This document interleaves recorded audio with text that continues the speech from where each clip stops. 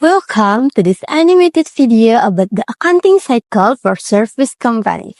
The accounting cycle is a step-by-step process used to record, organize, and report a company financial transaction clearly and accurately. Every transaction related to a service company is recorded as proof of the transaction. This proof of transaction becomes the accounting record for the company, with it the analyst to understand the company's financial condition during an accounting period. In recording accounting for a service company, an accountant must go through several steps called the accounting cycle.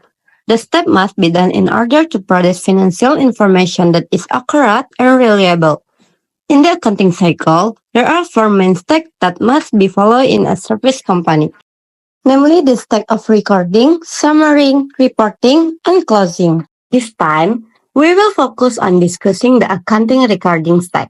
In principle, the recording step consists of three steps that must be carried out in sequence. The first thing that must be done in recording accounting for a service company is to identify and analyze the type of transaction. Before analyzing, we must first understand the rules for recording transaction. The rules are as follows. In financial recording, the accountant in charge must classify a transaction to determine whether it falls under the category of asset, liabilities, or equity, so that the bookkeeping can be recorded properly.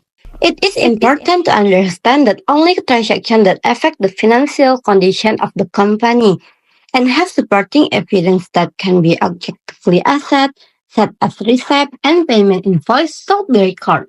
Then, after identifying the transaction, the next step is to record the transaction data into the company general journal. The journal serves as evidence of the financial transaction recorded by the company within a specific accounting period.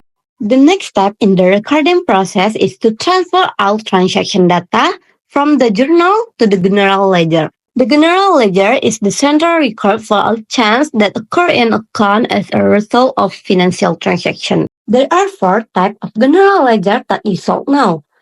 The T, sub-ledger, the two-column or control format, the three-column or single balance column format, and the four-column or double balance column format.